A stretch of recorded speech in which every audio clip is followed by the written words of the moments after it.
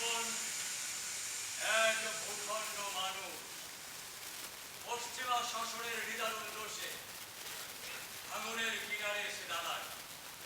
তখন প্রয়োজন হয়ে পড়ে এক দাপটে দিব্য মানুষের, আর তার অলৌকিক তর্জনী, যার ডাকে আর ইশারায় বট পাতার ছায়ার তলে নিবিড় হয়েছিল এক ভূখণ্ড মানুষ। তুমি সেই মানুষে মহামান্য, তোমায় আহ্বান করি এই মঞ্চে আজ যেখানে আমি দাঁড়িয়ে। মধ্যপথের প্রবাল বাতাস বলে বয়ে নিয়ে শহরে এসেছিলে তুমি। ছাতির ছায়ায় রেখে শিখিয়েছিলে সংগ্রাম, চিনিয়েছিলে মানচিত্র, আউশ আমন পাত আর চিত্রাল ইলিশ। তোমায় আহ্বান করি হে মহামান্য। মঞ্চের অমর আভায় তোমার ভাষণ অভিনীত হবে আজ, যে ভাষণ সত্য চিনিয়ে দেবে সামাজিক মানুষে, সাহস শিখিয়ে দেবে পরাক্রম প্রজন্মে। তোমায় আহ্বান করি হে মহামান্য। তুমি বলেছিলে সত্য ভাষণ, সীমানার সব মানুষ তোমার বিকল ছায়ায় এসে জমা হয়েছিল।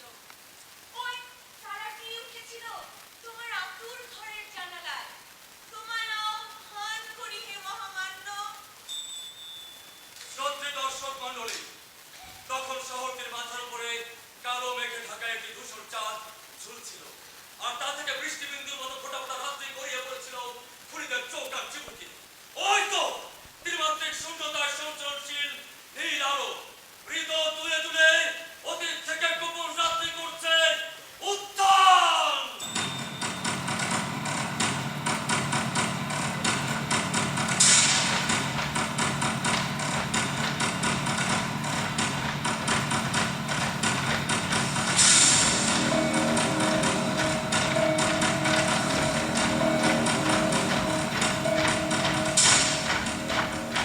সময় মধ্যরাত, স্থান নির্মাণাধীন বালুঘাট বিমানবন্দর। সে সময় ছাতিম গাছের একচোখ ছায়ায় অবস্থান করছিল ছায়াটি। হাতে রোড পিঠে চিবুক থেকে ফোটা ফোটা রাত্রি মুছে নেয় ছায়াটি। ওর নাম ফারুক। হাতের উপরে রাখার ম্যাপের রেখাগুলো নড়ে চড়ে সরে যেতে চাইছে ম্যাপ থেকে। ফারুক, ডালিম, রশিদ, নূর, উদার খুন ভরা চোখ আর দৃষ্টি আটকে আছে ওই ম্যাপে। প্রাণপণ চেষ্টায় শহরটি রহস্যময় অলি গলি আর পথ পাঠ করে নিচ্ছে তারা। পাশে দাঁড়িয়ে জলপাই ফুল আর পাতা চোপানো কাপড়ের মোড়ক। সেনা আর অফিসারগণ রাত্রির ভেতর থেকে প্যারেডের নাম করে তাদের সবাইকে এখানে তাড়িয়ে আনা হয়েছে। চোখের মাছিতে অনাথ লোক, যেন কেউ পেতলের টুপি কাঁপিয়ে শিখা ঘুষে দিয়ে গেছে। চোখের নিচে নাকের ঢালে ধীর হয়ে শুয়ে আছে পুরাণ কথার প্রথম হত্যাকারী কাবিলের ছায়া। আশিদের হঠাৎ বাতাসে গাছ থেকে বসে পড়া হলুদ পাতার খসখস শব্দের মতো সেসব অবুধ সৈনিকদের কথাগুলো এখন বলি। যে সময় সেই সব অবুধ সৈনিকেরা কথা বলেছিল নিজেদের মধ্যে ফিস ফিস করে। তবে গুলিয়ারে নেমেছে কেন? শুনেছি সামরিক শাসন জারি করা হয়েছে, সেনাবাহিনী বিদ্রোহ করেছে। ততক্ষণে অপেক্ষমান শতাধিক সেনার মুখোমুখি দাঁড়ায় দীর্ঘল কালো ছায়াগুলো। ভয়ঙ্কর জাতিবিনাশী শব্দে খনি মেজরের চোয়াল নড়ে ওঠে। উচ্চারিত হয় ষড়যন্ত্রের সেই দিকগুলি। পাথরের চাল পেতে যাওয়ার প্রতিটি শব্দ ধৃত হয়েছে। তারই ক্রয়কারী বেরিয়া আর ভরাটে এজেন্টরা রচনা করে দিয়ে গেছেন জাদুময় কথার ইন্দ্রজাল। অফিসারগণ, রাত পোহালেই রাষ্ট্রপতি ঘোষণা দেবেন রাষ্ট্রত্বের। ঢাকা বিশ্ববিদ্যালয়ের ঘোষণার মঞ্চ প্রস্তুত। তোমাদের ভাতের হাড়ি পাতিল থেকে চাল চুরি হয়ে গেছে। কাল থেকে তোমরা হয়ে যাবে নিষ্প্রয়োজন। রক্ষী বাহিনী গঠন করেছে সরকার। তোমাদের গোলাবারুদ আর ইউনিফর্ম কেড়ে নেবে রাষ্ট্রপতি। এখন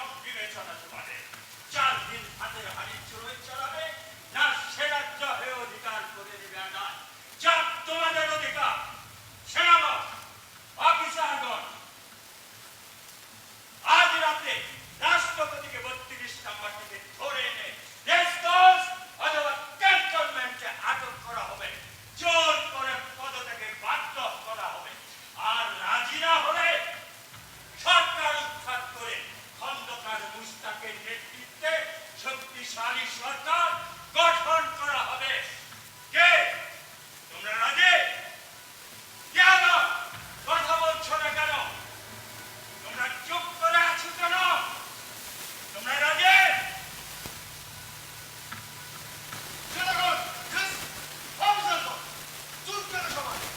হয় মাস আমিও যুদ্ধ করেছি, কি পেলাম? কিছুই পাইনি। যুদ্ধের ফল তো আমিও ভোগ করতে পারতাম। কাল সকালে সূর্য ওঠার পর তোমাদেরকে ক্যান্টনমেন্ট থেকে তাড়িয়ে দেওয়া।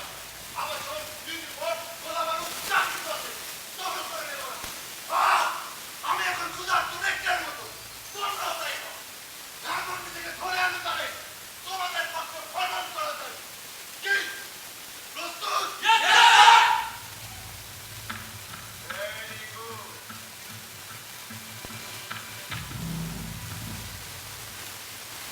পর্যাপ্ত আছে গুলি আর অ্যামুনিশন, মেশিন গান আর ট্যাঙ্ক প্রস্তুত, আর্মি জিপ আর্মি ট্রাক তোমাদের গাড়ি করার জন্য রেডি হয়ে আছে। প্রধান টার্গেট 32 নম্বর রোড, ধানমন্ডি। ইনার সার্কেলের ফ্রন্ট লাইনে থাকবে মেজর মহিউদ্দিন। Yes, sir! বন্দুকের মুখে ভর্তি করার রাষ্ট্রপতি, অথবা তাই করো যা তার ভাগ্যে লেখা আছে আজ। Yes, sir! মেজর হাজার, Yes, sir! A have to patronise the outer circle. যত গুলি লাগে চালাবে। And anyhow, any cost, protect the inner circle. ধানমন্ডির 27 নম্বর রোড, সুবর্ণবাগ মসজিদ, লেফট ব্রিজ এরিয়ায় রোড ব্লক বসিয়ে দাও। মেজর জানে Yes, sir. এক কোম্পানি লেন্সার ছেড়ে নিয়ে ফার্স্ট অ্যাটাক শেষ নেই আবার। তারপর যখন নেমে এগিয়ে স্টেশন ওকে স্যার। ডিসেম্বর মুসলিম, Yes, sir! যত সেনা লাগে নিয়ে যাও, গুলিয়ে দাও শেখ হুজুর রহমানের বাসভবন আর তার বাচ্চাদের। তার কাজ শিকড় কাঠর সেখানে হবে না। Sir! মেজর সাহেব, Yes, sir! এক কোম্পানি সেনা নিয়ে ইউনিভার্সিটি, নিউ মার্কেট, সম্ভব মিডিয়া দেখা শুরু দেবে। ওকে সজ্জন, Yes, sir! Just move.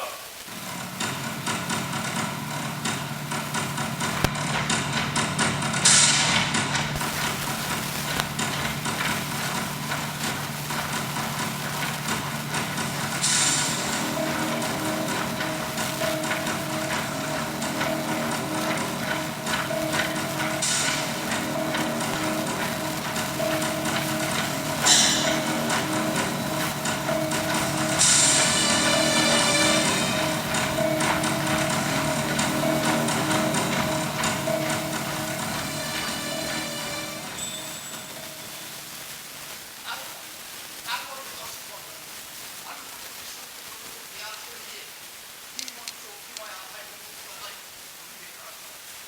ধারণা ভেঙে তারা এখন খুব ভেতর করে চেয়ে আছে তারই প্রতি স্যার।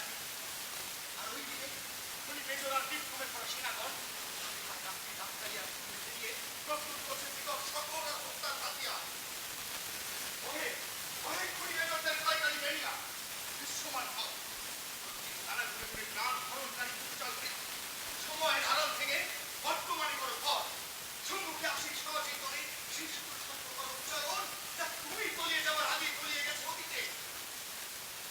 ওহে ওহে ধর্মের ফলাতে ছেপে থাকা প্রাণ দাঁড়াও। আসুন সত্য বলার সত্য পালা। 1975 কাল তাদের গোপনে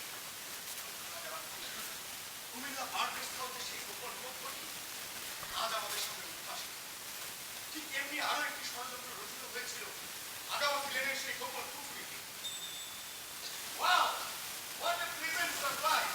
এখানে দেখছি সীতা চিটিয়ে দণ্ডায়মান দুই মেয়েকে, মেজর ফজলুল হুদা, মেজর রশিদ, আরো আছে বিজয়, আবুল আলম কাশি, নাহিদ উদ্দিন।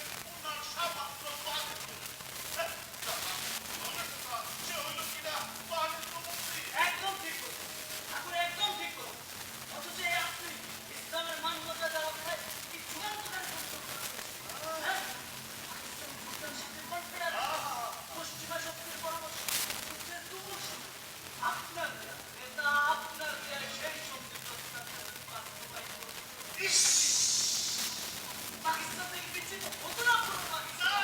ইস অথচ অথচ আমরা পেতাম সম্পূর্ণ স্বায়ত্তশাসন। হ্যাঁ আর এই সব বাংলার করেছিল অত্যাচার, প্রধানমন্ত্রী, মন্ত্রী, পুরোপুরি তার। লিডার অসুবিধা সর্বশেষ মানে তার আগে আপনি ওই পজিশনে বসছেন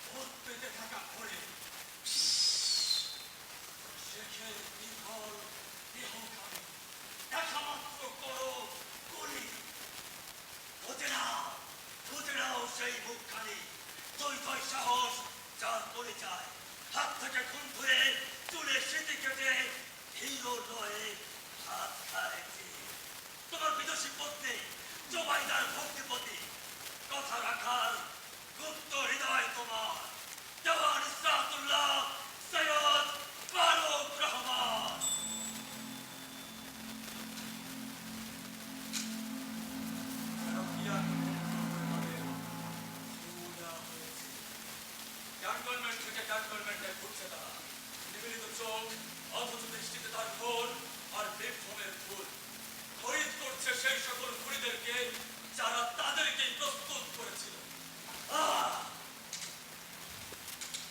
মাথার উপরে ঘিমা খানো নিস্তরঙ্গ ফাঁসির দড়ি দীঘল গলা বাড়িয়ে উদ্যত হয়ে আছে তোমাদের গলায় এঁটে বসবার জন্য। সত্য সংলাপ বলো, যতক্ষণ সত্য ততক্ষণ শ্বাস। সত্য বলার জন্য তোমাদেরকে ধূসর অতীত থেকে দাঁড়িয়ে আনা হয়েছে বর্তমানের রঙ্গমঞ্চে। সেই অংশটুকু বলো যেখানে প্রমোশন আর পয়সার কার সাথে শব্দ সাজিয়ে উস্কা দিয়েছিল তোমাকে। রাজা ফারুক, পাকান গবেষণা তোমার টাকা বেঁচে থাকা ছিল? তুমি যে পারে শাস্তি দিচ্ছ আর ছাড়ছো, এটা কি বেঁচে থাকা বলে? যুদ্ধ অংশগ্রহণ করেনি বলে তোমার সিও পার্টি কেড়ে নিয়ে টুআইসি পদে যোগদান করতে হয়। আর সিও হলো তোমার জুনিয়র মেজর, যে তোমার চোখের সামনে চোখে চোখ দেখে যা করবে আদাব আর তাই মানবে তুমি। এটা কি হয়? এটা হয় না। শুনে রাখো বন্ধু, রাজনীতিক সামরিক ধারাদের দরদাম হয়ে গেছে। জ্যামিতিক রেখার মাপে আঁকা যার প্রতিটি ছক, তার প্রতিটি ধাপ সাজানো আছে স্তরে স্তরে। এবার চূড়ান্ত আকারে ভাঙবার পালা। উত্তেজিত না হয়ে তোমার পরিকল্পনা বলো। আমিও প্রস্তুত, একদম প্রস্তুত। প্ল্যান অনুযায়ী ট্যাঙ্কগুলির মিডনাইট রিহার্সাল চলছে। Date and time already final. 15th August, Indian Independence Day. তার মানে ওইবার স্বাধীনতা দিবস। বন্ধু, বলো। গরিবের প্রিয় বন্ধু ভারত যাতে বাধা হয়ে না দাঁড়ায়, তারা যেন স্বাধীনতার স্বাদ সম্পূর্ণ গ্রহণ করতে পারে। তারা তাদের স্বাধীনতা নিয়ে বিজি থাকবে আর এই ফাঁকে আমরা বন্ধে ধরে নাও করণীয়। শুধু হত্যার বিনিময়ে ভাগ ভাগ করার সাথ আর চোখের আগে যৌথ নৌশকারী মহড়ার আয়োজন করো, যাতে অধিবেশন নিয়ে সব সেনাকে একসাথে পাওয়া যায়। আয়োজন চূড়ান্ত। হ্যাঁ, এতটুকু বলো যে ভীষণ পরিকল্পনার টাকা না উড়ে আজ ওই সেনাপ্রধানের গায়ে লেগেছে কিনা? আপনি দলনীতি Oh!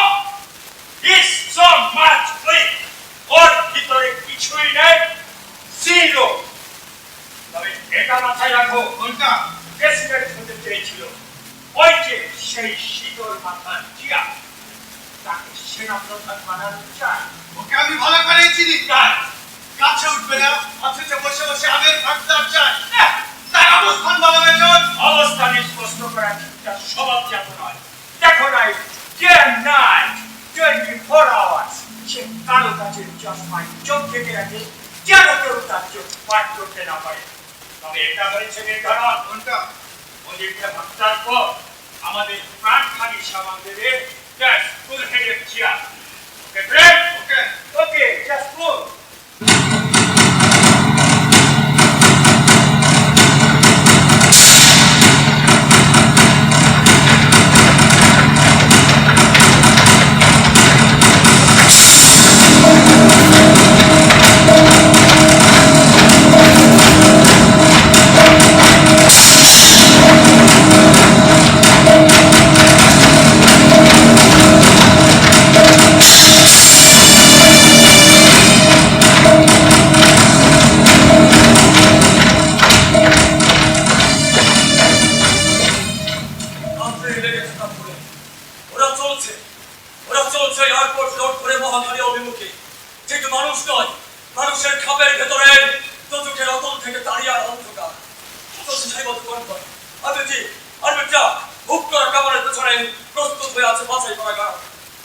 সবার পেছনে 30টি ঘাতক ট্যাঙ্ক ঘর ঘর ধরে তুলে কেমন ছাপিয়ে ছুটে চলেছে নারকীয় দম্বে।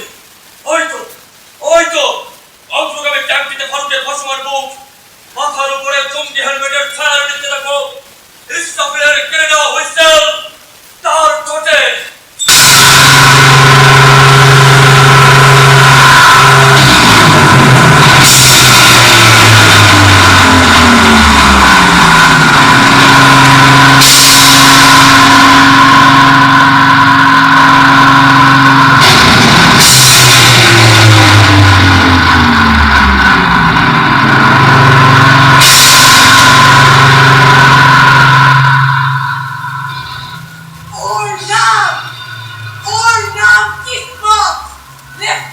কিসমত সত্যবিচারটাই ফারুকের ঠিক পেছনের ট্যাঙ্কে ও আসীন ছিল।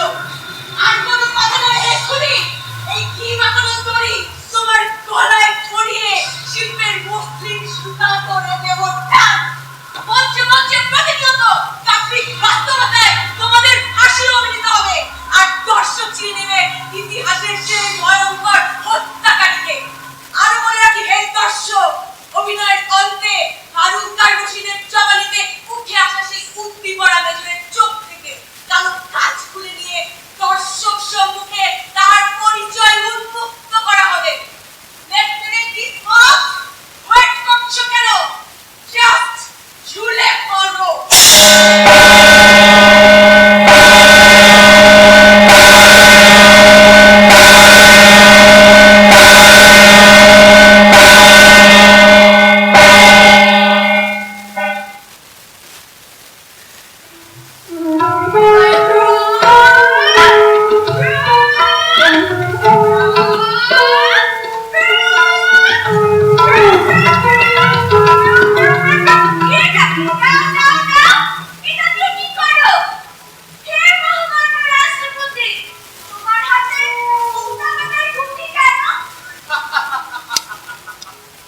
ওই জেলখানার সেলে যখন বন্দি ছিলাম, সুতা কেটে কেটেই তো কাটতো দিই।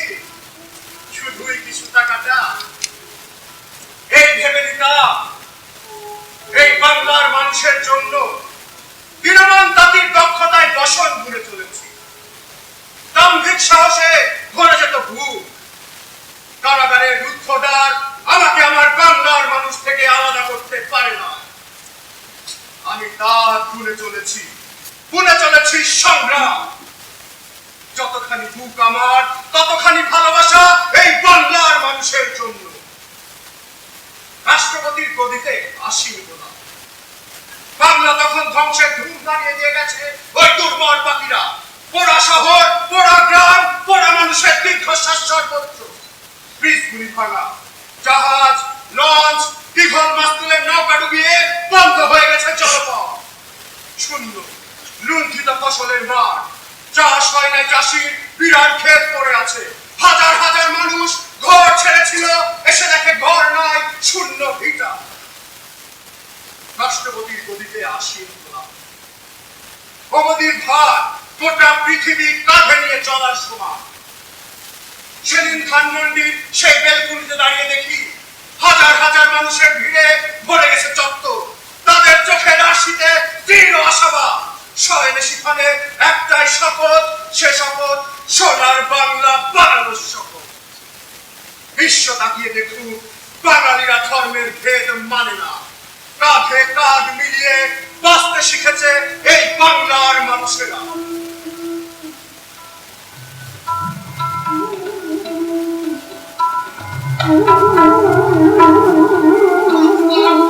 ভয় হয়ে গেছে।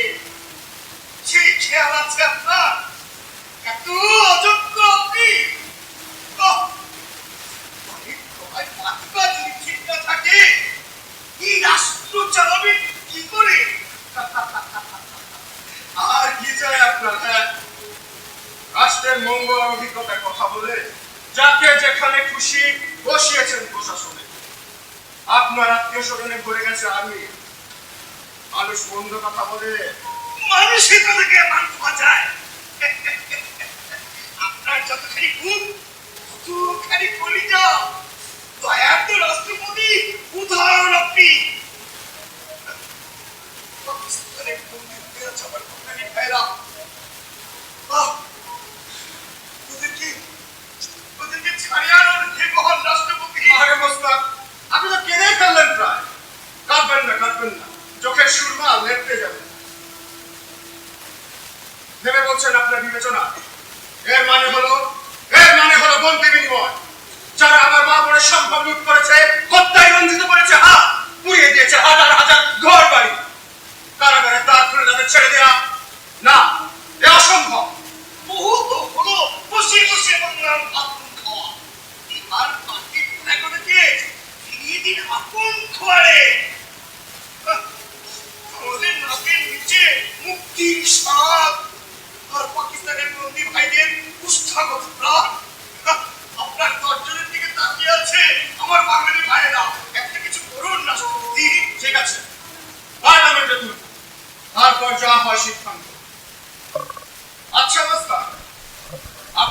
ফাঁসিদের আস্তানে ও কিসের দাগ?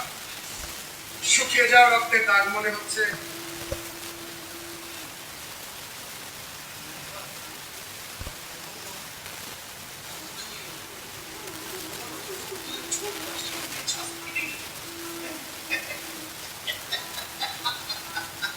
মনে নাই আমাদের বিয়েতে আপনার পুত্র পত্নীর সাক্ষী হলাম, সেখানে ছেলেমেয়েরা জোর করে আমার পাঁচিলে রং লাগিয়ে দিয়েছে।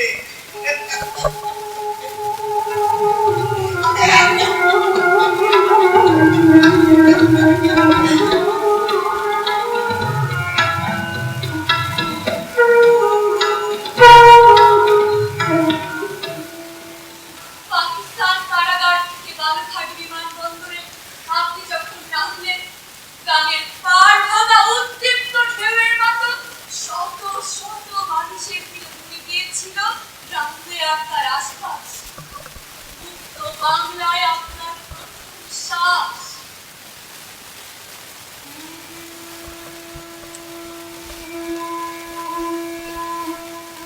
সম্মুখে থই থই করছে মানুষের সমুদ্র, সবার স্বাদ ছুঁয়ে দেখবে একজন দিব্য মানুষ। আপনি হাউ হাউ করে বেঁচেছেন। আপনাকে প্রথম ছুঁয়েছিল কাজতে, শোভিত করেছিল ফুলে।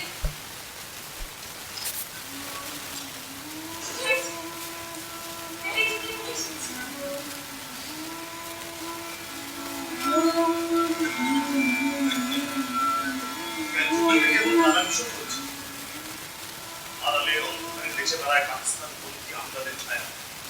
কিছু না এক অসুখ কেমনই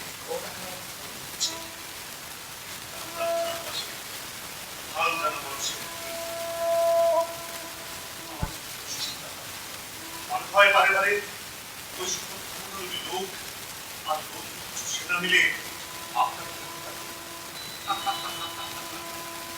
এতদিন পরে এসে তোমার এই মনে হলো এই বাংলার মানুষ আমাকে ভালোবাসে। তার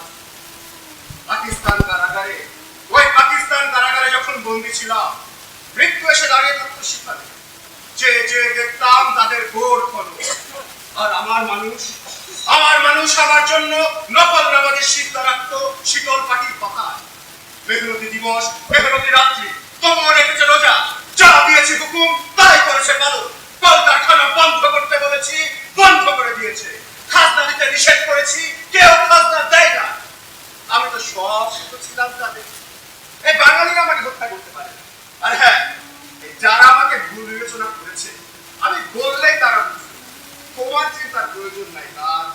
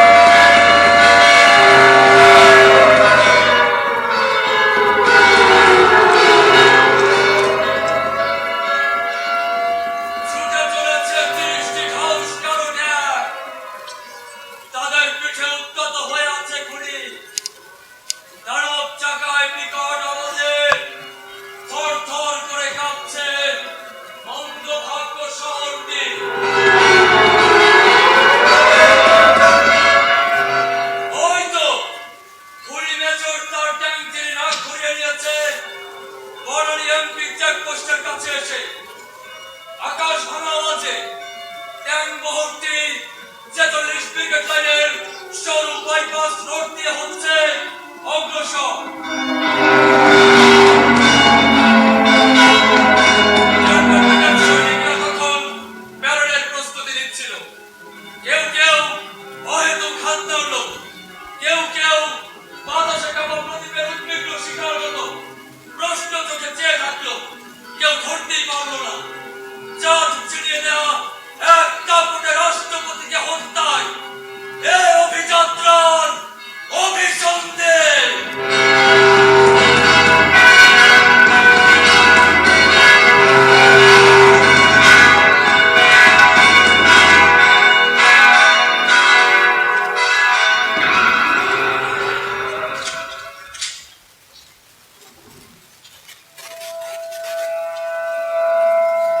আজ এই কাঠগড়ায় দাঁড়িয়ে 46 brigade line commander colonel Shafayet Jamil, আপনি প্রথম খুনিদেরকে খুনি বলে সম্বোধন করিয়েছিলেন, দাঁড় করিয়েছিলেন এই ট্রায়ালে।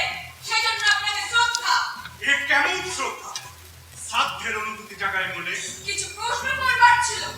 সন্দেহের সুনিপুণ স্বর থেকে আপনাকে অবমুক্ত করার জন্য এই প্রশ্নের প্রয়োজন দেখা দিয়েছে। প্রশ্ন বলুন। খুনিরা যখন প্রধান সড়কে ট্যাঙ্কগুলো না চালিয়ে ট্যাঙ্কগুলো চালালো আপনার ব্রিগেড লাইনের সরু বাইপাস রাস্তা দিয়ে, আপনার সদর দরজার সম্মুখে ও বিকট আওয়াজ কি আপনার কানে কখনো যায়নি?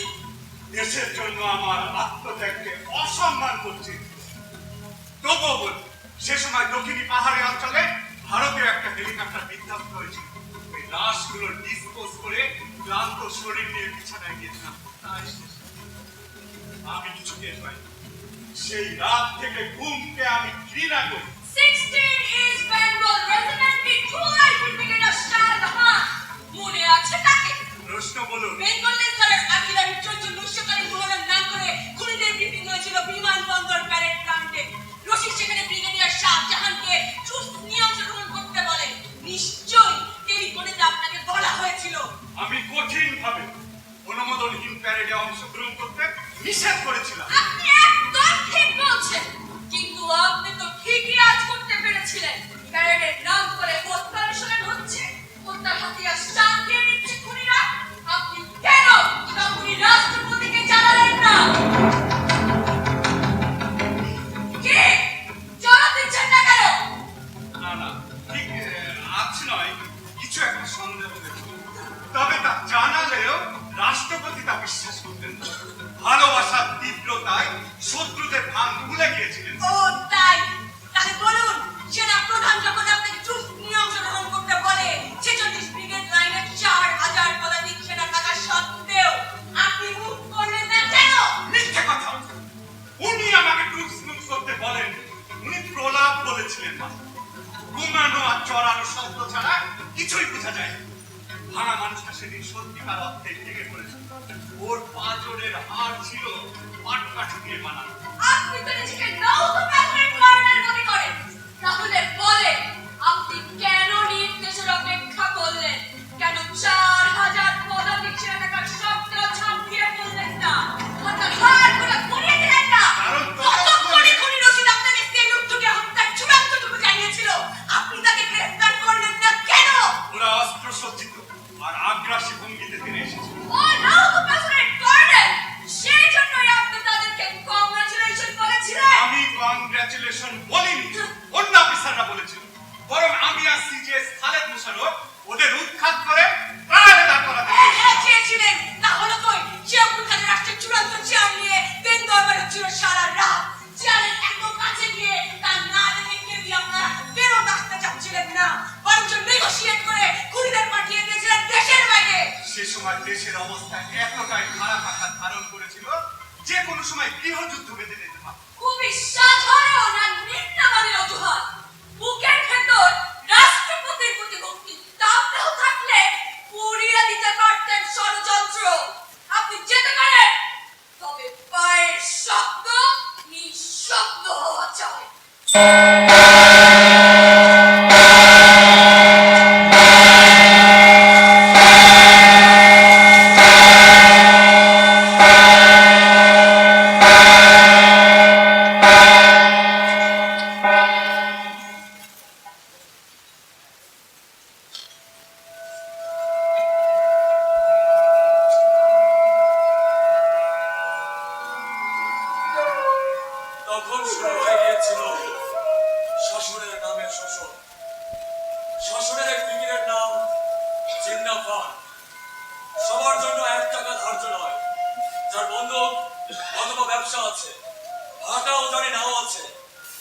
খড়ের পালা অথবা পাল ভরা দুগ্ধবতী গরু, যার চৌকোড়া পুকুর অথবা বড় বড় খাগলা আছে, তাদেরকে গুনতে হবে অতিরিক্ত মাসুল। পাকিস্তান প্রশাসন মাঝে নামিয়ে দিলেন সরকারি সিল মারা দালাল। আরম্ভ হয়ে গেল চিন্না ফান্ড সংগ্রহের নামে লাগামহীন লুণ্ঠন। অথচ দেশের মানুষের শরীর থেকে ইস্ট ইন্ডিয়া কোম্পানির দাঁতের দাগ শুকায় নাই তখন। বিস্তীর্ণ কপালের মানুষটা মধুমতির প্রবাল বাতাস করে বয়ে নিয়ে শহরে ওই যে পঞ্চবাদীর সাতবাদী মায়ায় মানুষটার জীবন ভালোবাসিত। কি যে দৃঢ় আর তেজদীপ্ত ভূমিদার। হরিদাসপুরের মাঝে লুণ্ঠিত সাহস ফিরে এলো তারই বুকের ছাতির ছায়ায়। মানুষটা তার তর্জনীর ইশারায় যেন মধুমতির স্রোতধারার গতি পরিবর্তন করে বয়ে দিতে পারেন বিরান ফসলি ক্ষেতের পাশ দিয়ে। মাঝে বলছেন, তিনি শুনছেন। তিনি বলছেন, মাঝি শুনছেন। ভাইজান, এই আঙুলগুলো দেখেন, কড়া পড়ে গেছে। একদিন বোর্ডে না যাইতে পারলে অভুক্ত থাকি 5 জন। আর এই 5 জনের কয়টা দায়িত্ব করেছে ও জালিম সরকার। দিনে কত টাকা আয় বলেন? গতকাল ওরা এসে দাদুর একমাত্র অতুর পত্নী লুট করে নিয়ে গেছে। পিতলের পত্নী, কান্দা ছবিতে গজনী ভাগের উপর শোয়া। ভাইজান, ওটা তো শুধু আমার পত্নী ছিল না, ওটা ছিল আমার বংশের চিন। সেই প্রাচীন আমল থেকে পত্নীটা ছিল। ওরা আমার বংশের চিন চুরি করে নিয়ে গেছে ভাইজান। ওরা আমার বংশের চিন চুরি করে নিয়ে গেছে। আরে পাকিস্তানের কথা তো আপনার কাছে প্রথম শুনলাম। এই কেমন পাকিস্তান আছেন আপনি? এই কেমন পাকিস্তান আছেন? ভাতৃত্বের ভান করে ওরা আমার মানুষের আহার কেড়ে নিয়ে নিজেদের উদর পূর্ণ করতে চায়। এটা সরকারি কোনো ট্যাক্স নয় যে আমার মানুষ দিতে বাধ্য। তোমরা একটি পয়সাও দিবা না। শুনেছি মহকুমায় ওরা 3 লক্ষ টাকা তুলে ফেলেছে খাজা সাহেবের তোড়াই দেবার জন্য। একটা পয়সাও মহকুমার বাইরে যেতে দেওয়া হবে না। আমরা বাধা দেব। বাঙালির সাহস ওরা দেখে দেয়। একসাথে দাঁড়িয়ে শ্বাস ফেললে ওরা টিকতে পারবে না।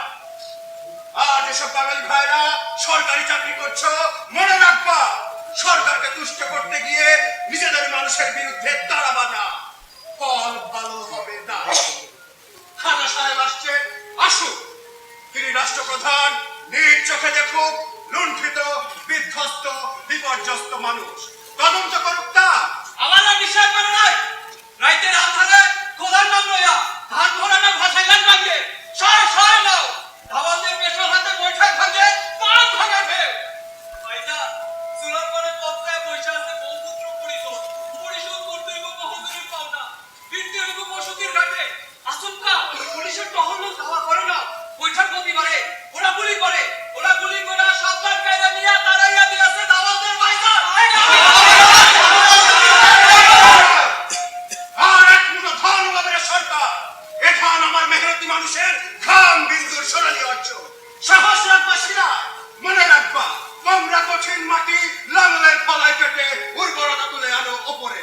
তামাটে বুকের ছাতির ছয় ছুঁয়ে দাও দগ্ধ সূর্য। মেঘের নিশান দেখে বীজ ছড়াও মাঠে। এই জুলুমবাজ সরকার তোমাদের দাবায় রাখতে পারবে না। হাজার হাজার পদক্ষেপের শব্দে নারী শুদ্ধ কেঁপে উঠবে ওই গলিতে আসীন দুঃশাসকদের। ব্রিটিশদের দাঁড়িয়ে পাকিস্তান কি পেল আমার বাংলার মানুষ? আমার মানুষের ঘামের ফোঁটায় হাত ভিজিয়ে পয়সা করে ওরা। আমি বলছি, আমার মানুষের উপর অত্যাচার হলে ফল ভালো হবে না। রাস্তাঘাট বন্ধ করে দেওয়া হবে, অফিস আদালত চলবে না। তোমরা ঘরে ঘরে আন্দোলন করে তোলো, স্লোগানে স্লোগানে ছেড়ে দাও শহর। মামলা আর জেল জুলুম দিয়ে আমাকে আমার মানুষ থেকে ছিন্ন করা যাবে না। তারা সব বুঝে। কারোদের ভেতর যত হবে নির্যাতন, আন্দোলন হবে ততখানি তীব্র। জয় বাংলা।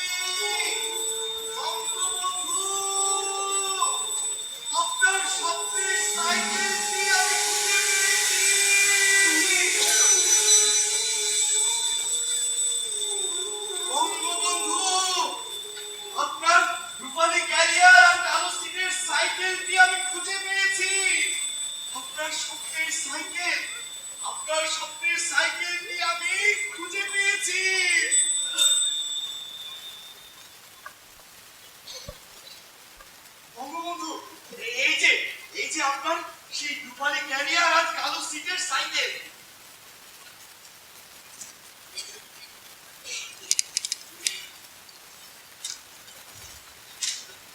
আচ্ছা বঙ্গবন্ধু, আপনি আমাদেরকে সেই ঘটনাটা বলুন তো দেখি।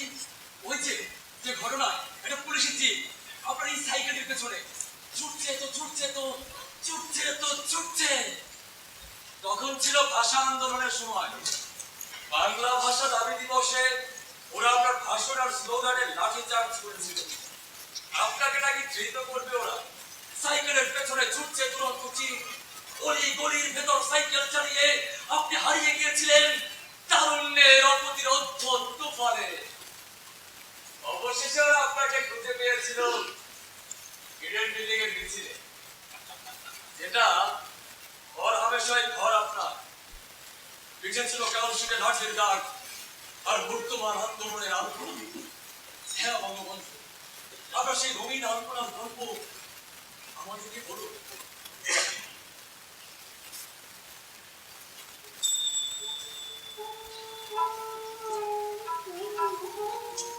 ধীরেন বাবুকে খুব মনে পড়ে।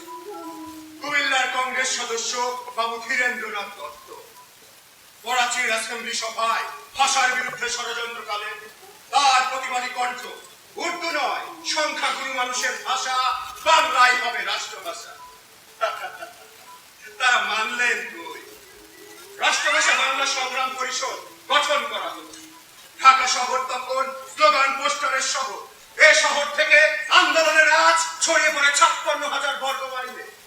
পাঞ্জাবের মানুষেরা পাঞ্জাবি, সিন্ধুর মানুষেরা সিন্ধি, সীমান্ত প্রদেশের বস্তু আর বেলুচিরা বেলুচি ভাষায় কথা বলবে। নজরুল হক হলে এক বক্তৃতায় আমি বলেছিলাম, রাষ্ট্রভাষা বাংলা না হওয়া পর্যন্ত আমরা আন্দোলন চালিয়ে যাব। তাতে যাই হোক না কেন আমরা প্রস্তুত আছি। তারা আমাকে মিছিল থেকে নিয়ে গারদে করে দেয়। স্লোগানের আওয়াজে আবার ছেড়ে দেয় গারদ থেকে, আবার ফিরে আসি মিছিলে, আবার ভরে দেয় গারদে, আবার ফিরে আসি রাজপথে, আবার ভরে দেয় গারদে। আমার সাথে তখন এই চলছিল।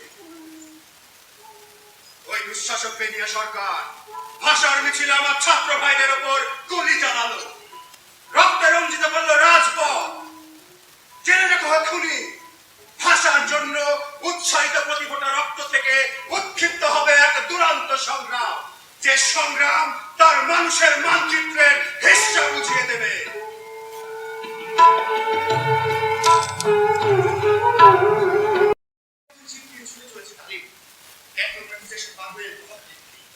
পেছনে আর্মি ট্রাকে বুক করা আছে কামান, গুলিটা প্রস্তুত। মগবাজার চৌরাস্তা পার হতে হঠাৎ থামায় গাড়ি। জিপ থেকে নামে হাতে স্টেইনার। ওই নির্দিষ্ট সরকারি বাড়িটির উত্তর পূর্ব কোণে আর্মিদের ডিপ্লয়মেন্ট শেষে জিপে চেপে চলে আসে হোটেল ইন্টারকন্টিনেন্টালের পূর্ব পাশ পর্যন্ত। তারপর আবার আচমকা গাড়ি ঘুরিয়ে চলে আসে ওই মন্ত্রীর বাড়ির উত্তর পূর্ব কোণে। তারপর ঠায় দাঁড়িয়ে থাকে। ঠা ঠা ঠা গুলির শব্দ, যেন গালিবের হাতে নিশানায় ঘটে যাচ্ছে একটি হত্যাকাণ্ড।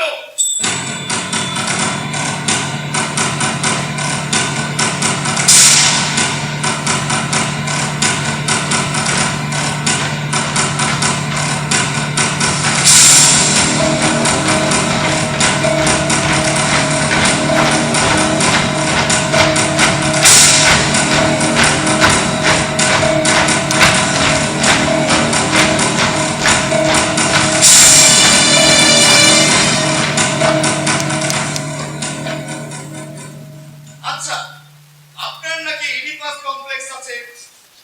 এই প্রশ্নের সঙ্গে আমি ঠিক পরিচিত না। এটি একটি সাইকোলজিক্যাল টার্ম। পিতাকে হত্যা করার প্রবণতা বোঝাতে এই টার্মটি ব্যবহার করা হয়। শোনা যায় আপনি নাকি প্রায়শই আপনার নিজ পিতাকে হত্যা করতে চাইতেন। তার প্রতি ছবি খুঁজে পেয়েছিলেন আমার বঙ্গবন্ধুর মাঝে। অবান্তর, অপ্রাসঙ্গিক। রাষ্ট্রপতির থালা থেকে আপনি ভাত তুলে খেতেন, তিনি নিজে তুলে দিতেন সেনা তদন্তে বরখাস্ত হবার পর। তিনি আপনাকে আর্থিক সহযোগিতা করেছিলেন, কি করেননি? জবাব দিন। করুণা করেছিল, করুণা ক্রোধের আগুনে ঘি ঢেলে দিয়েছিল। 14 আগস্ট যখন আমি মোটরসাইকেল নিয়ে ধানমন্ডির বাড়িটি রেখি করতে গিয়েছিলাম, তখন ক্রোধে আমার মস্তিষ্ক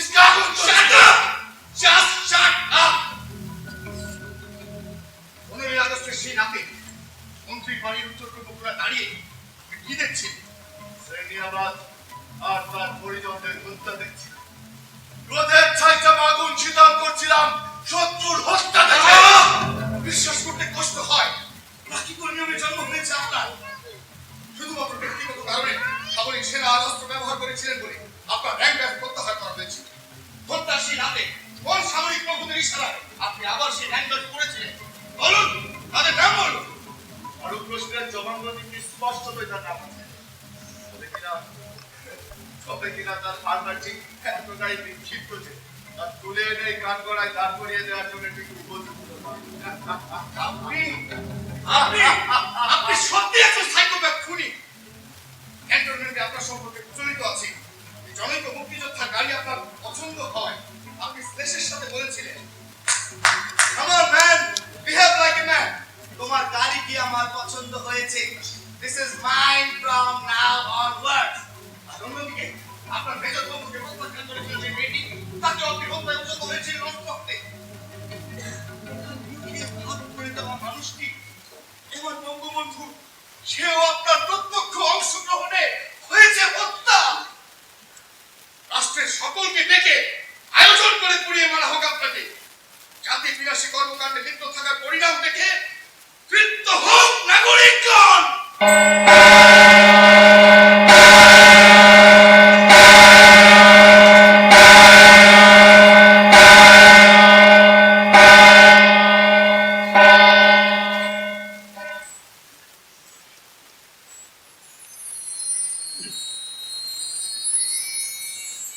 রাত্রির শরীর ঘুরে ঘুরে নিখুড় অতীতের গোপন থেকে তাকে তুলে এনেছি।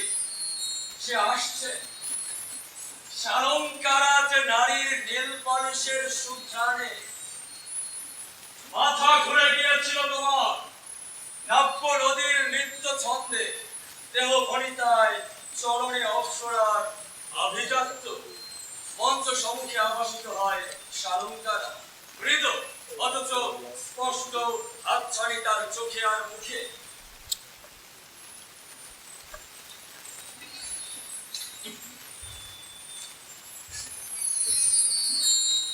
Lieutenant general, lieutenant. আমি তোমার ইউনিফর্মের ভিতরে কাজের শূন্যতার ক্ষমতার দম্ভ উস্কে দিয়েছিলাম। ইউনিফর্মের হাতার আড়ালে টুপির আর্টিলার উত্তপ্ত কাদা, অথচ মেনিমুখা পুরুষ কথা বলো মৃত্যু। প্রমোশন তো পরের কথা, অথচ এখন সিমরেনের কারবার। আজ এই ক্যান্টনমেন্ট ফুটালো কেন? আচ্ছা, ক্ষমতার শীর্ষে আসি তোমার চাচা। ওই ভারী ইঁদুরটা কি করে ওখানে বলো তো? শীত নেই, গরম নেই, আশ্চর্য এক আজকাল চেপে থাকে গান। মুন্ডুর উপর টুপিটা দেখেছো? কিংভূতকিমাকার বৃদ্ধ সিংহাসনের পায়ার দিকে তাকিয়ে থাকায় সার হবে। আর বলো আমার গুন্ডা পর্দা সারাটা ক্ষণ জ্বালাময় কথার গুঞ্জন। ফার্স্ট বেঙ্গল ল্যান্সারের 30টি ট্যাঙ্ক দিয়ে কি করে ও, হ্যাঁ? পরিপক্কভাবে সব পাকিস্তান ধুয়ে এসেছে। ওর আবেগটা বাগড়া লেফটেন্যান্ট। বলেছিলে না একটা শহর কিনে চুলে বেঁধে দিবে আমার? Lieutenant general Rashid, you were just a lieutenant. ওহে আমার লেডি ম্যাকবেথ, তুমি আমার আকাঙ্ক্ষাকে মেজরের র্যাঙ্ক থেকে টেনে নিয়ে গেছো ওই ল্যান্ডনের প্রাসাদ পর্যন্ত। তুমি সেই নারী যে সারাক্ষণ স্বপ্ন দেখো ডলার ডলার আর ডলার। তোমার পায়ে থাকবে ডলার, তোমার মাথায় থাকবে ডলার, তোমার বিছানায় থাকবে ডলার। তুমি সেই নারী।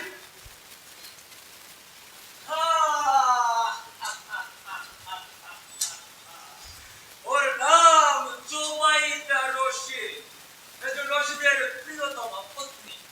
15ই আগস্ট মন্ত্রিসভার শপথ অনুষ্ঠানে উপস্থিত থাকা একমাত্র নারী। এই মেজর রশিদ, তুমি দম্ভ ভরে পরিচয় করিয়ে দিয়েছিলে, বলেছিলে অভ্যুত্থানে নাকি ওর অনেক ইম্পর্টেন্স রয়েছে। এই যে জুবাইদা রশিদ, দেখো তোমার জন্য যত্ন করে অনেক সুনিপুণ দক্ষতা নিয়ে কণ্ঠক মুকুট বানিয়ে দিয়ে দিচ্ছি। এই কণ্ঠক মুকুটখানি তোমার মাথায় পরিয়ে দেবো। এসো, কাছে এসো। এই কণ্ঠক মুকুটখানি তোমার মাথায়, আরে ঘুরে দাঁড়াও না, পরিয়ে দিলাম। খুব ভালো লাগছে, ভারী লাগছে।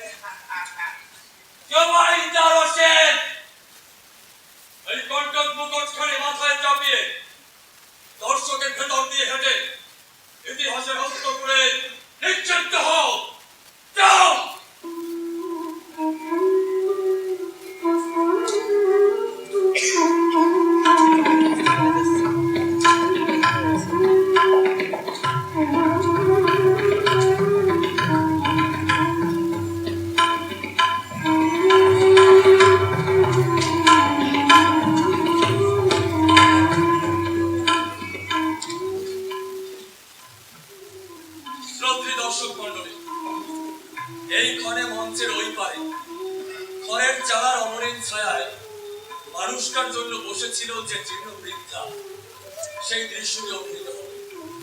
তখন 54 সাধারণ নির্বাচন, প্রতিদ্বন্দ্বী প্রার্থীর লঞ্চ, স্পিডবোট, সাইকেল, প্রচারণার তুঙ্গে রাজনৈতিক মাঠ। মানুষটার সম্বল শুধুমাত্র একটা সাইকেল, আর ছিল ভালোবাসা। মানুষের জন্য তার জন্য মানুষ। গাঙের পারে, পথের বাঁকে, গাছের ছায়ায়, সরিষা অথবা মটরলতার আল পথে যেখানেই সে দাঁড়াতো ভিড় জমে যেত। কথা আর তর্জনীর নাচন দেখতে মানুষ তার দেশের উপর চেপে বসা শাসকের রুদ্র রোদ থেকে মানুষ তার বিশাল বুকের ছাতির ছায়া এসে ওই যে মঞ্চবাতির জাদুবি ভাই মানুষটার বড় নাম নষ্ট করে। কিছু আলোর বেছানো ছায়াপথ ওখানে ছায়া ধুয়ে যায়, কপালের রেখায় রেখায় প্রতিনিয়ত জন্ম নেয় ঝাঁক ঝাঁক নক্ষত্র মণ্ডলী। ওই যে মানুষটা ফেরার পথে এক পাটি দুগ্ধ হাতে দাঁড়িয়ে আছে বৃদ্ধা।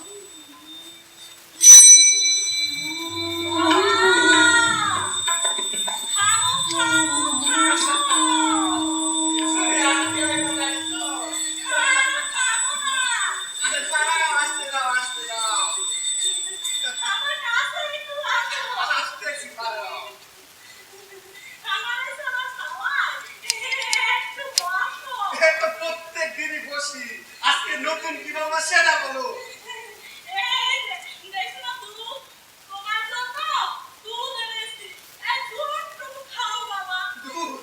দুধ খেতে হবে? আরে বুড়ি, আমার গায়ে কি শক্তির অভাব পড়ছে? হ্যাঁ, আরো শক্তি। ঠিক আছে, খাচ্ছি।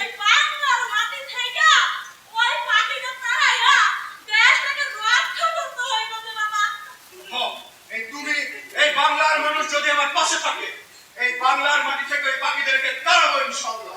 এই ধরো, খাইছি, তুমি খুশি? এবার গেলাম আমি। আবার কি?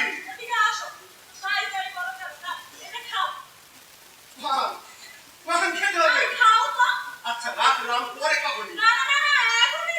আরে বুঝছি, না খাওয়া পর্যন্ত তুমি ছাড়বা না। ঠিক আছে, খাচ্ছি। বেশ মজা তো পানটা। নিম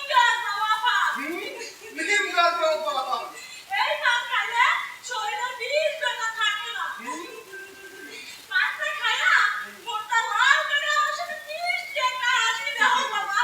পান খাইছি, ঠোঁট লালও করছি, একেবারে তোমার মতো। এই মিষ্টি হাসিও দিছি। তুমি খুশি? ঠিক আছে, এবার গেলাম দেখে। আর কাজ আছে না?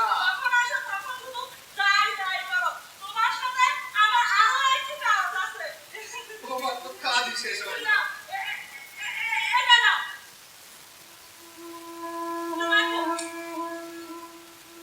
তুমি আমার পয়সা দিলা?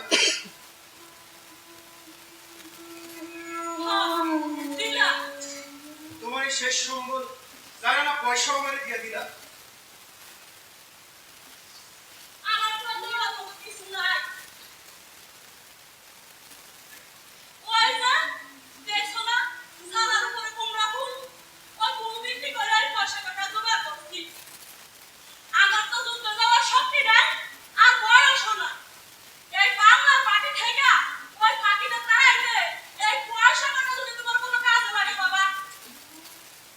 সারা বাংলার মানুষ তোমার সঙ্গে আছে বাবা। আমি দোয়া করি তোমার দই হবে, তোমার দই হবে বাবা, তোমার দই হবে।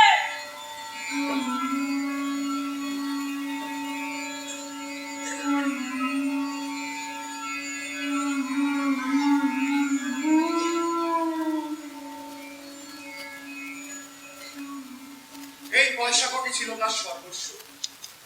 আমি চার আনার সাথে আর কোটি টাকা তার মুঠোয় ফেরত দিয়েছিলাম, সে তা দিল না।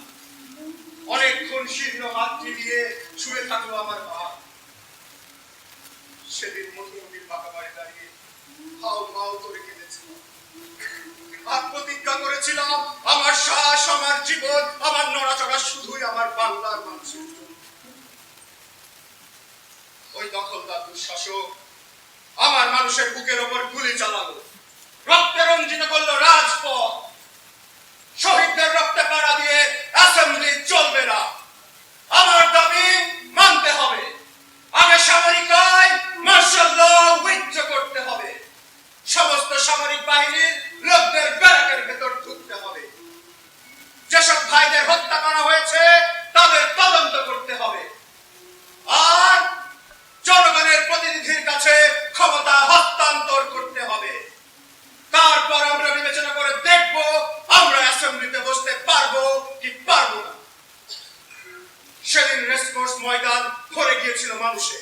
আমি বলেছিলাম তোমাদের যা কিছু আছে তাই নিয়ে প্রস্তুত থেকো। মনে রাখবা রক্ত যখন দিয়েছি রক্ত আরো দেব। এদেশের মানুষকে মুক্ত করে ছাড়বো ইনশাআল্লাহ। এবারের সংগ্রাম আমাদের মুক্তির সংগ্রাম। এবারের সংগ্রাম আমাদের স্বাধীনতার সংগ্রাম। জয় বাংলা।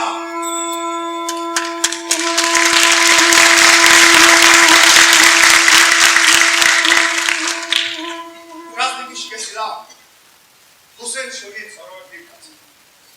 মন্ত্রিত্বের অভিপ্রায় কখনোই ছিল না আমার। এ বাংলায় ফসলি বাতাস দেখতে চেয়েছিলাম। রূপালী ইলিশ সোনালী পাট তুলে দিতে চেয়েছিলাম এই মানুষের হাতে। দুর্ভিক্ষের দিনে তোমরা যখন আমার ধানমন্ডির সে উঠানে এসে দাঁড়াতে, বুকের ভেতর গুহু করে উঠত ব্রহ্মপুত্র। নির্ঘুম কাটতরা এই ফাতিল পাতিলের পাশে দাঁড়িয়ে আমি তো তোমাদেরকে আমার এই বুকের ভেতরে আশ্রয় রেখেছিলাম। মন্দ কোনো অভিপ্রায় ছিল না আমার। সিন্ডিকেট করে যখন লবণ বন্ধ করে দেওয়া হয়েছিল, ট্রেনের সব কটি বগি রিকুইজিশন দিয়ে তোমাদের জন্য লবণ এনেছিলাম।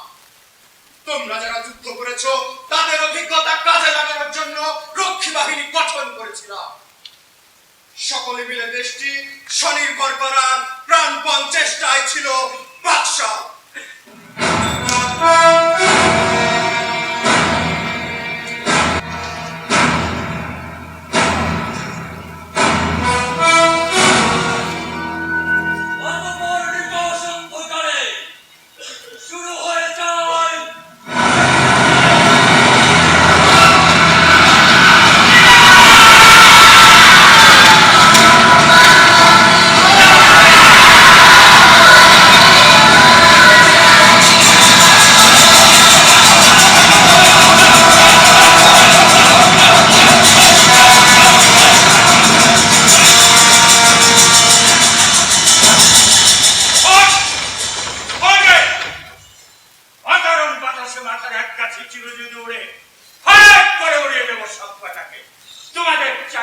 শহরের বাঁকে বাঁকে ঝাউস পোকার মতো প্রস্তুত হয়ে আছে ট্যাঙ্ক।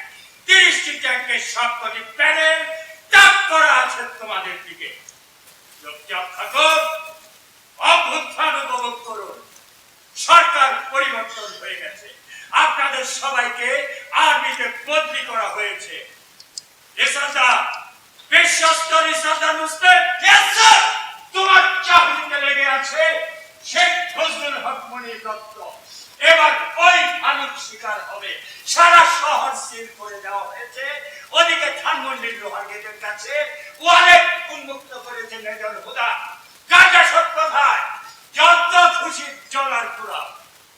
কালো ইউনিফর্মে উচ্চত হয়ে আছে ল্যান্সার আর আর্টিলারির সেনারা। আমকরের মেজর ভাই হচ্ছে মেজর হুদা। ছিঁড়ে ভেঙে উপরে যাও, নিচে নামিয়ে আনো শেখের বেটাকে। তাকে চিন আর পাইপটাও সঙ্গে নিও, যেন আন্তরিক ভাবে মানুষে সিরিয়ান ঘড়িতে কালো ইউনিফর্মের ছায় স্ট্যান্ডার হাতে উদ্যত হয়ে আছে মেজর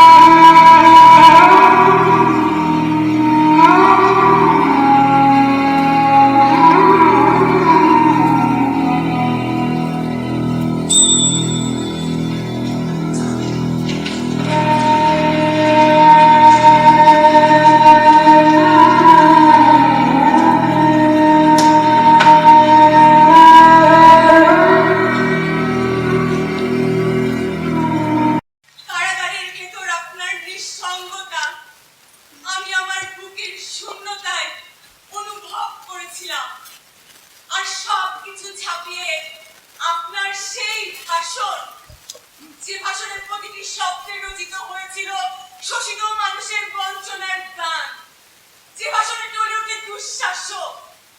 আপনার সেই ভাষণ আর ডাক দেওয়ার লড়ে যে জমিন আমি পেয়েছিলাম, সেই জমিনে আপনাকে হত্যা করে আমি আমার মুক্তির শ্বাস ফেলেছিলাম। ছি,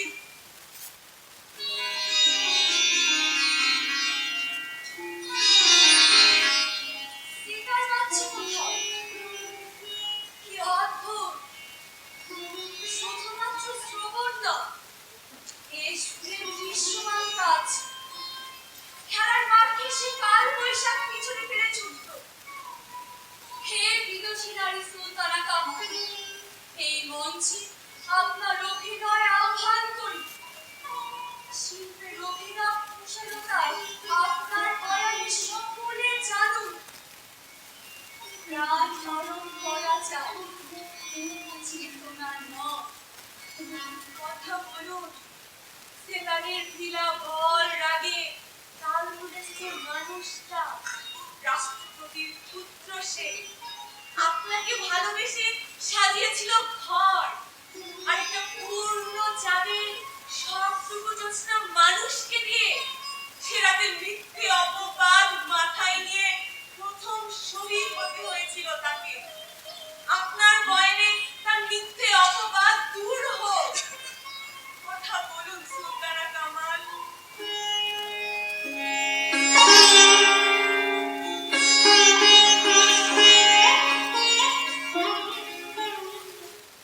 আহা, মজদি কাউনগঞ্জ অথবা তিসিপুর, কোন এক গ্রামের রাখাল হতো। রাহুল আর মই চালাতে জানতো ওই চাষের জমিতে। তবে রটনা ওর কোনোদিনই হতো না।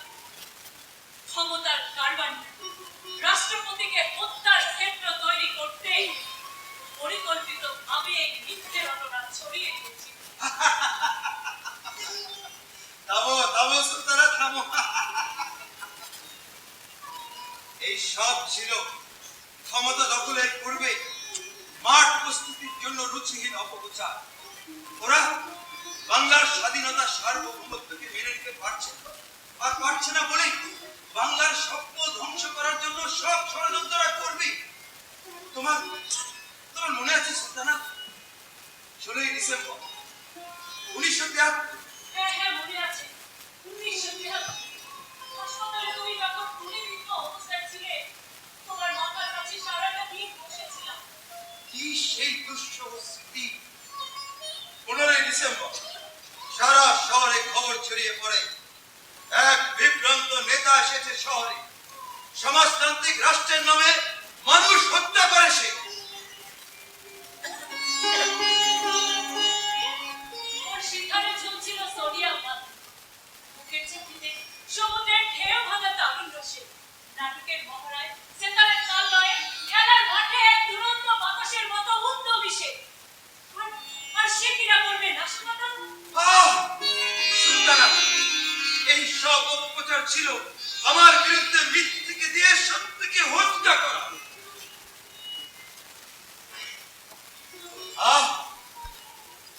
আমি যদি বনের ধারে কাউনগঞ্জ অথবা তিসিপুর কোন গ্রামে রাখাল হতাম, তাহলে মিথ্যে রটনা আমার বিরুদ্ধে কোনো দিনই হতো না।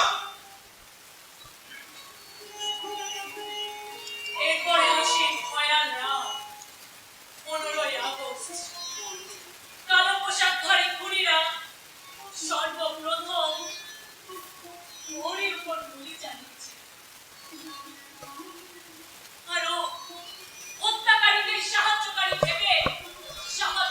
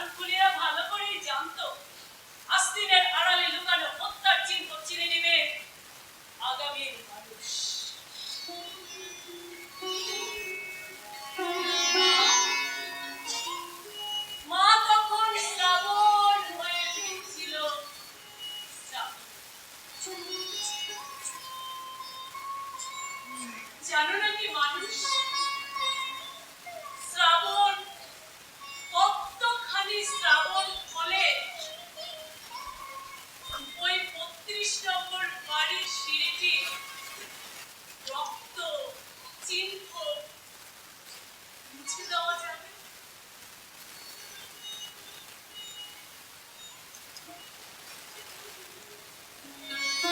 তারও আগে 2 খুন। রাষ্ট্রপতি আমাকে 3 পাইপ হাতে করে তাকে ক্যান্টনমেন্টে নিয়ে যাওয়ার নাম করে সিঁড়িতে নামছিল। তারপর খরিদ করা খুনিদের স্টেন থেকে একটানা হলো ব্রাশ।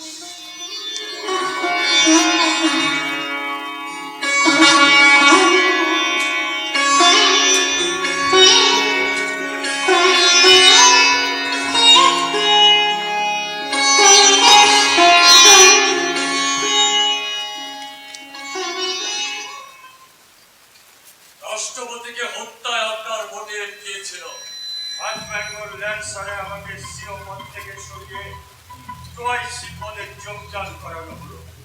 আর সিও হলো আমার চাইতে কম যোগ্যতা সম্পন্ন একজন ইনফ্যাক্টুয়েটেড অফিসার।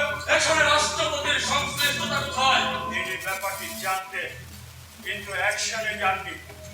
আমি অস্বস্তি বোধ করেছি। আপনি অস্বস্তি বোধ করেছিলেন, আর সেই কারণে যে মানুষ তাকে জাতির মুক্তির জন্য বছরের পর বছর কারাগারে প্রকাশ্যে নির্যাতন সহ্য করেছেন, সেই মহান রাষ্ট্রপতিকে হত্যায় আপনার মোটিভ হলো প্রমোশন না পাওয়ার অস্বস্তি বোধ।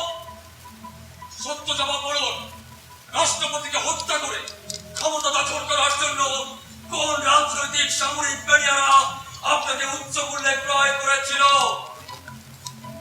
শুধু অস্বস্তি নয়, শহরের সর্বত্র গুঞ্জন হচ্ছিল আর্মি ডিসব্যান্ড হয়ে যাবে। শহরের সর্বত্র নয়, শুধুমাত্র চেয়ার বিক্রির হাটে যে সকল মেজররা বিক্রি হয়েছিল, আর ওই সমস্ত বিপদগামী সেনারাই রাষ্ট্রপতিকে হত্যার কেন্দ্র তৈরি করে দিতে এমন মিথ্যাচার রটিয়ে দিয়েছিল ক্যান্টনমেন্টে আর শহরে। অনেক ঘর পরিণত হয়েছে। এবার 32 নম্বরে কি ঘটেছিল সরাসরি তাই বলুন। ঘটনার সময় আমি উপস্থিত ছিলাম না। হত্যায় নেতৃত্ব দানকারী মেজর মহিউদ্দিন পরে আমাকে রিপোর্ট করেছে।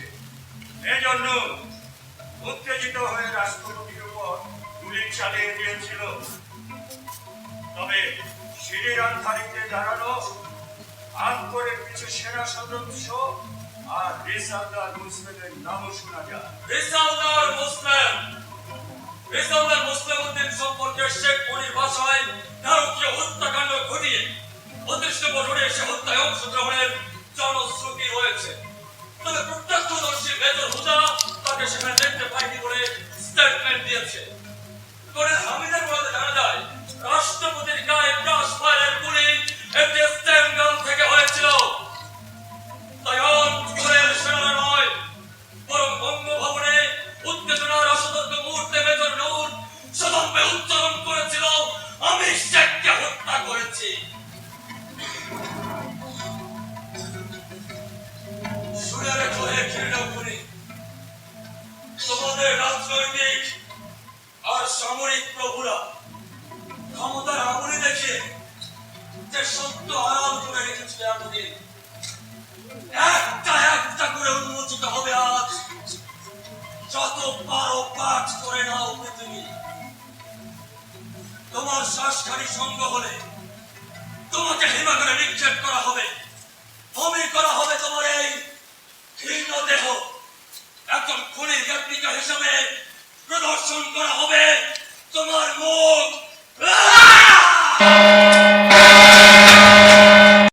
মার্চ 27 কালুরঘাট স্বাধীন বাংলা বিপ্লবী বেতার কেন্দ্রের রাজনৈতিক নেতা মোহাম্মদ হান্নানের নিকট ইপিআর ওয়ারলেস মারফত বঙ্গবন্ধুর পৌঁছানোর একটি ঘোষণা আপনি রেডিওতে পাঠ করেছিলেন।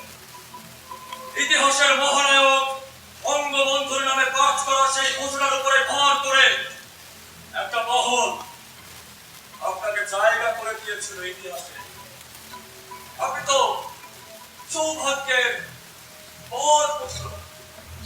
রাষ্ট্রের সকল ক্রান্তি আপনাকে পৌঁছে দিয়েছিল ক্ষমতার ওই চূড়া।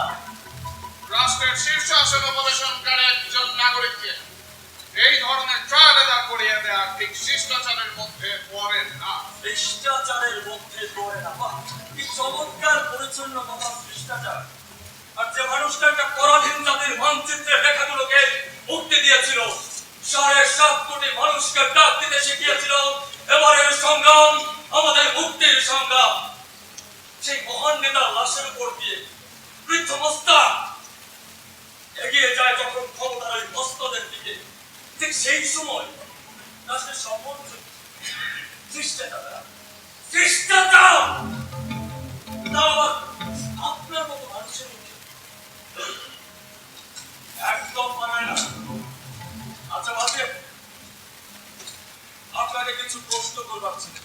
আপনার প্রশ্ন বলুন। 1976 23 মে লন্ডন থেকে প্রকাশিত দি সানডে টাইমস পত্রিকায় ফারুক তার এক বিবৃতিতে বলেছে, রাষ্ট্রপতিকে রাজনৈতিক দৃশ্যপট থেকে সরিয়ে দেওয়ার ষড়যন্ত্রে আপনি পুরোপুরি ভাবে লিপ্ত ছিলেন।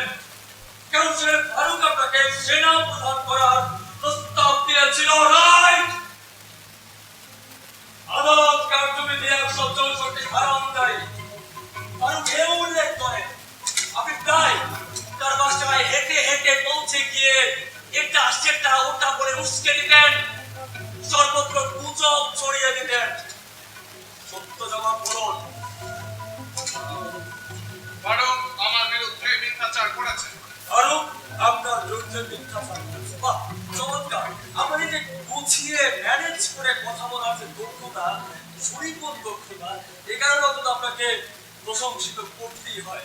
তাহলে 1976 আগস্ট লন্ডন টেলিভিশন ভিত্তিক সাংবাদিক অ্যান্থনি মাসকারদের এক প্রশ্নের জবাবে রশিদ বলেছিল, 1975 23 মার্চ আমরা আপনার গোপন নেতৃত্ব মানে ষড়যন্ত্রের গোপন সুতো একটি একটি করে আপনাকে খুলে দেখা।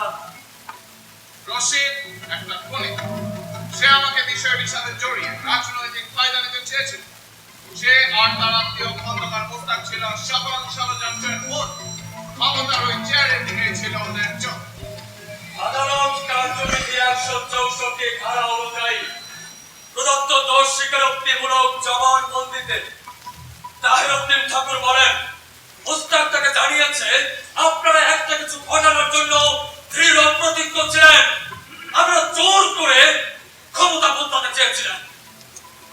তাহিরউদ্দিন he was just like Mr. Shams. Mostak যদি কোনো কিছু ঘটায় তাতে ওরই ছিল প্রত্যক্ষ অংশগ্রহণ। সেজন্য আমাকে নিয়ে কথা বলা ঠিক বিশ্বাসযোগ্য নয়। সে সেখানে উপস্থিত ছিল বা আপনার কথা অনুযায়ী প্রত্যক্ষ ছিল বলেই আপনাকে নিয়ে কথা বলাটা একদম বিশ্বাসযোগ্য। 15 আগস্ট নারিন যখন তৎকালীন সেনাপ্রধান শফিউল্লাহকে অস্ত্রের মুখে আনুগত্য আদায়ের জন্য রেডিও স্টেশনে নিয়ে যাচ্ছিল, তখন আপনি তাকে সহাস্যে গাড়ি অপহার করে বলেছিলেন, কাম অন জালেম ইন মাই কার। আমার বন্ধু হামিদ, কর্নেল হামিদ তার প্রত্যক্ষ সাক্ষী।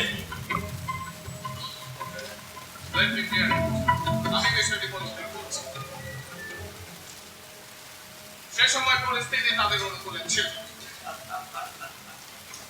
এই যে পরিস্থিতি পাঠের ব্যাপারে আপনার একটা বিশেষ দক্ষতা রয়েছে, সেটা আমরা সকলেই খুব ভালো করে জানি। সেই জন্যই খুনিদের বিচার কার্য রহিত করে ইন্ডিপেন্ডেন্ট বিল প্রস্তাব করেছিলেন। সে সময় দেশের পরিস্থিতি স্বাভাবিক ছিল না। I was busy saving my back. একদম কথার কারসাজি মানা গেল। আচ্ছা, আপনাকে রাষ্ট্রদূত করে বেলজিয়াম পাঠানোর সবকিছু চূড়ান্ত হলে আমি কিন্তু কখনো এই কথার কারসাজি সাথে এই যোগ সাজসে এই ম্যানেজ করে তাকে এগিয়ে দিয়েছিলেন। মাত্র সপ্তাহ খানেকের মধ্যে আপনি হয়েছিলেন খুনি সরকারের সেনাপ্রধান। আপনি খুনিদেরকে প্রশাসন করেছিলেন, দিয়েছিলেন তাদের কূটনৈতিক অধিকার। ফারুক রশিদের বিচার না করে তাদের পাঠিয়ে দিয়েছিলেন দেশের বাহিরে। অথচ বিদ্রোহী সন্ধ্যায় হত্যা করেছিলেন হাজার হাজার নিরপরাধী সেনা। সেই সকল নিরপরাধী সেনা যারা আপনাকে দেখে কপালে হাত তুলে রাখত যেন দেওয়ার জন্য।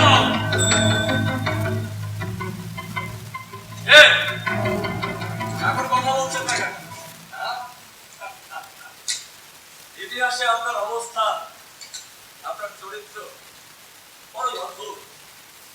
আপনি যেতে পারেন।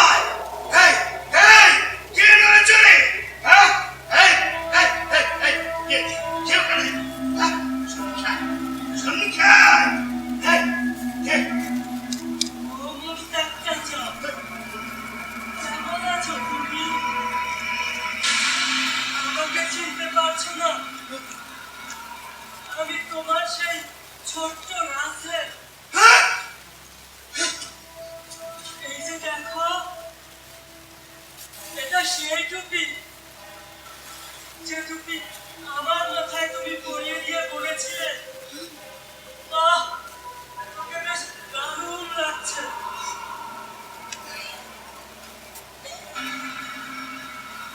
মোশতাক চাচা, তুমি অমন মুখ বেলান করে আছো কেমন? আরে টুপিটা তো তোমার ফেরত দিতে এসেছি। ঠিক আছে, তোমার টুপি।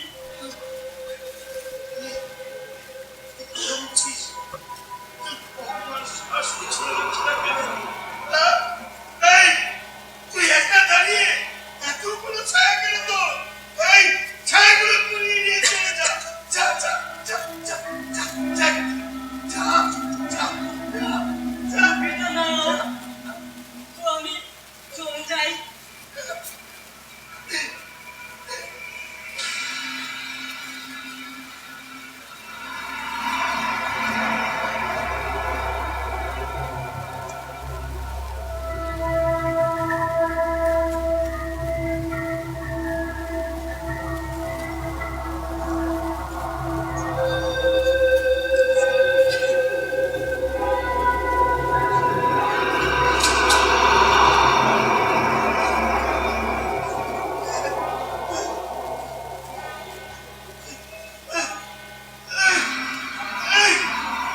এই আমার মাথা থেকে টুপিটা খুলছে না কেন? এই এই দেখলেন না সব কোথায়? এই টুপি খুলছে না, শুধু শুধু সুতা খুঁজে পড়ছে। সুতা নয় চাচা, ওই টুপি চুল দিয়ে বোনা। দেখছো না, চুল নাই মাথায়। সব কয়টি চুল দিয়ে তোমার ওই টুপি বুনেছি। এই চলে যা যা যা যা যা। ওই প্রতিষ্ঠা করে চলে যা। যা যা।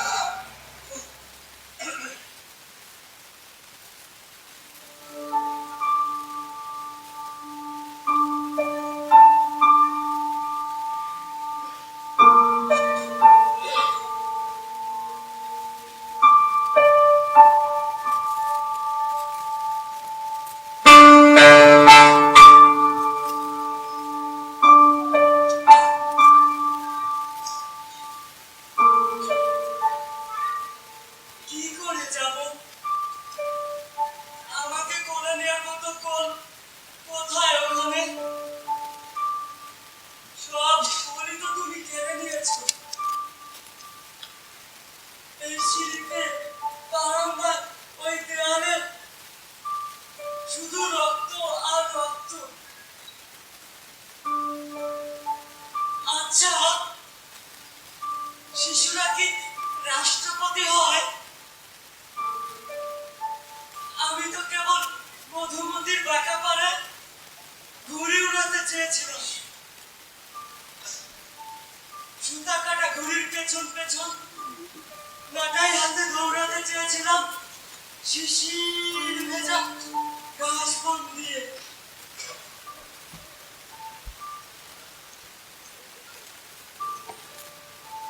আমাকে কেন মারলে?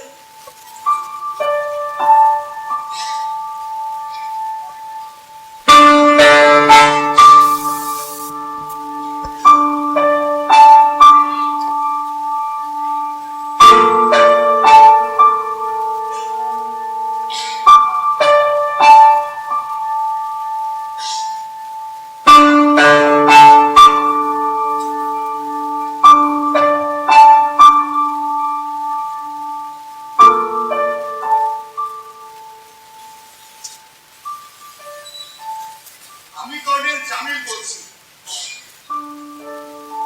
যতবার পাবো প্রাণ, যতবার আসবে রক্তাক্ত অগাস্ট, বক্সওয়াগনটি চালিয়ে ওরকম রাতে ততবার পৌঁছে যাবো সোফানবাগে। ততবার প্রাণ উড়িয়ে দেব ওই মানুষটার জন্যে। বাংলার মানুষই ছিল যার সব, সেও ছিল সকলে। এক্ষুনি পিতা সিদ্ধুর রহমান যদি এই করে নাই করেছে চিরকাল সব জয় বাংলা